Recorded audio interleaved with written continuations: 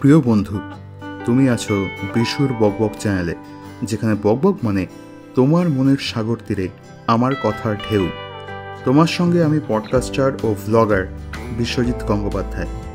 আচ্ছা, তোমায় কি বলেছি যে এবছর আমি ঋষিখোলা বেড়াতে গিয়েছিলাম? বেড়াতে ভালো লাগলে আজকের ভিডিওটা রইল তোমার জন্য।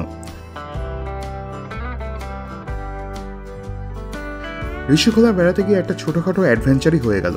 কোনো ব্রিজ ছাড়াই আমাদের গাড়ি ঋষিখোলা নদীর জলের একদম ওপর দিয়ে ঋষিখোলার হোমস্টেতে গিয়ে পৌঁছলো। সে এক অনন্য অভিজ্ঞতা, দুর্দান্ত মুহূর্ত।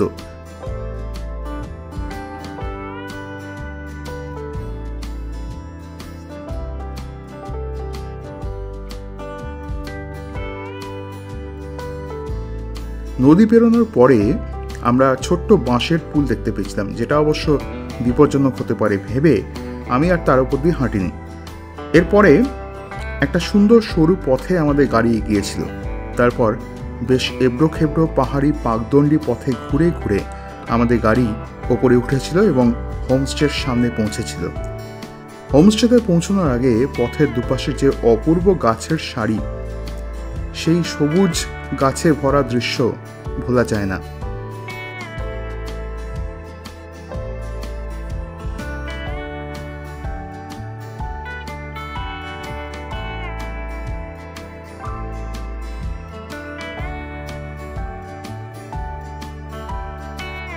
এই যে দেখতে পাচ্ছ যে নদী থেকে কত উপরে আমাদের গাড়িটা হোমস্টেতে নিয়ে গিয়েছিল। একটা কথা তোমায় মজা করে বলছি যে আমাদের পৌঁছে দিয়ে ড্রাইভার এমন খুশি হয়েছিল যে সে নদীর ধারে গাড়ি রেখে নদীতেই চান করতে লেগে গিয়েছিল। তো এটাও একটা ভালো ব্যাপার। এবং আমরাও ধীরে ধীরে ফ্রেশ হয়ে নদীর তীরে নেমে এসেছিলাম, কারণ ঋষিখোলা নদীকে দেখতেই তো এসেছি। হোমস্টের ঘরে বসে থেকে কি করব?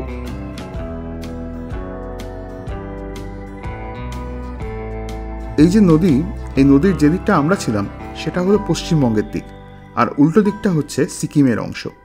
ওই সিকিমের দিকটায় সামান্য কনস্ট্রাকশন চলছিল। একটা চলমান ট্রাক আমার ভিডিও ক্যামেরায় তাই ধরা পড়েছিল। তুমি দেখছো ভিডিওতে যে কেমন চমৎকার স্বচ্ছ শীতল জল ঋষিখোলা জায়গাটার ওপর দিয়ে বয়ে চলেছে। জলের ছোঁয়ায় নির্জীব পাথর যেন প্রাণ পেয়েছে এবং সাদা মুক্তোর মতো ঋষি নদীর ফেনা।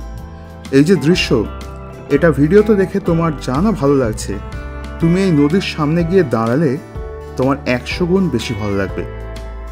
নদীর এত কাছে গিয়ে নদীকে ছুঁয়ে দেখার লোভ আমি সামলাতে পারিনি, তাই জুতো খুলে নদীর জলে আমি কিছুক্ষণ পা ডুবিয়ে বসেছিলাম। এবার ব্যাপারটা ভাবতে রোম্যান্টিক লাগলেও আসলে তা একটু বিপজ্জনক, কারণ নদীর জলের স্রোত ভালোই ছিল এবং পাথরগুলো এমন শ্যাওলা ধরা যে একটু বেকায়দায় পা রাখলেই হড়কে পড়ে যেতে পারো। তবু সেসব সামলে আমি নদীর শীতল জলে পা ডুবিয়ে বসেছিলাম। জলে বসে থাকতে থাকতেই অনেক ফড়িং উঠতে দেখেছি, অনেক পাখির ডাকও শুনেছি। এই আনন্দের অনুভূতির সত্যি ভাগ হয় না।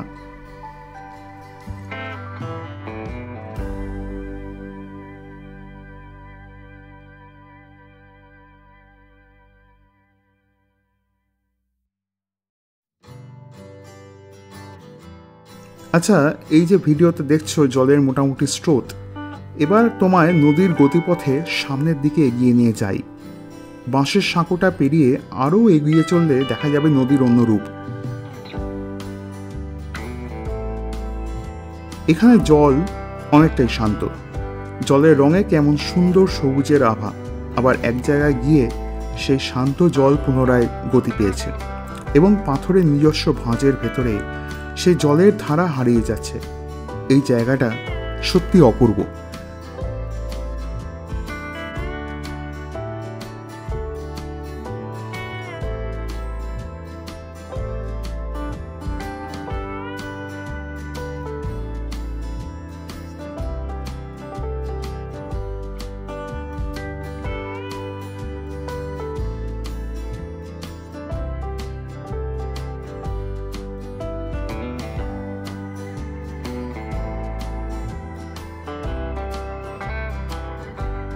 দূরে সবুজে ঘেরা পাহাড়ের অন্য পিঠে সূর্য অস্ত চলে যাচ্ছে, তার সোনায় মাখা আলো এখনো ঠিকরে আসছে এদিকে।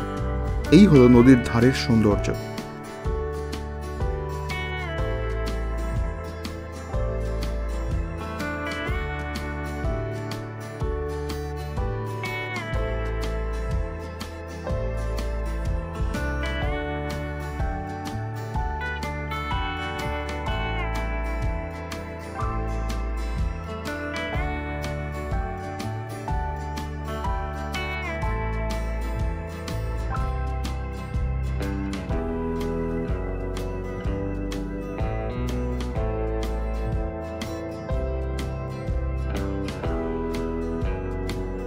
নদীর ধার থেকে ছবির মতো দেখতে সরু আঁকাবাঁকা পথ চলে গেছে এবং সেই পথের দুপাশে যে সবুজ গাছেরা জঙ্গলের সৌন্দর্য বুকে নিয়ে দাঁড়িয়ে আছে তার তুলনা মেলা ভার।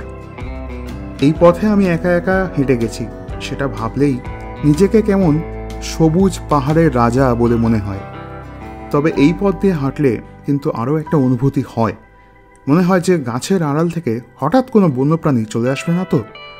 আরও মনে হতে পারে যে যেন কোনো ভূতের গল্পের পটভূমিকায় এসে উপস্থিত হয়েছি।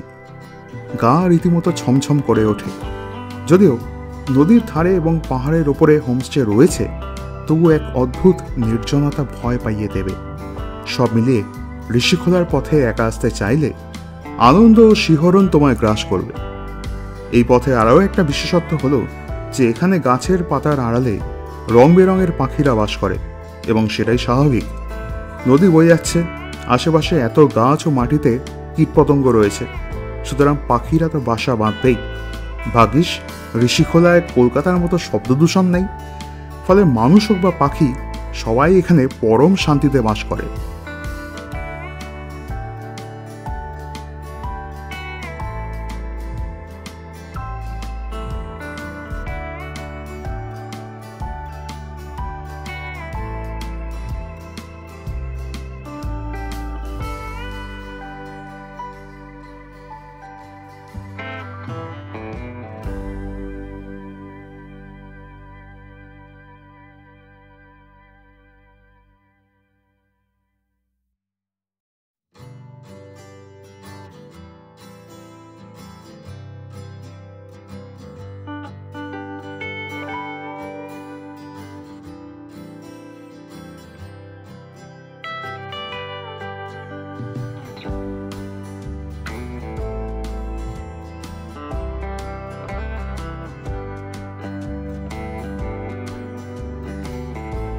এবার তোমায় কিছু স্টিল ফটো দেখাবো, তার মধ্যে নদীর ছবি, সূর্যোদয় ও সূর্যাস্তের ছবি রইল।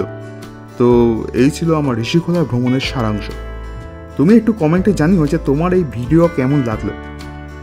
যদি এমন বেড়ানোর ভিডিও ভালো লাগে তাহলে ভ্রমণ সংক্রান্ত আরও ভিডিও পোস্ট করব। আজ তাহলে এই পর্যন্তই। ভিডিওটি লাইক ও বিশুর বপর চ্যানেলটি সাবস্ক্রাইব করলে বিশেষ খুশি হব।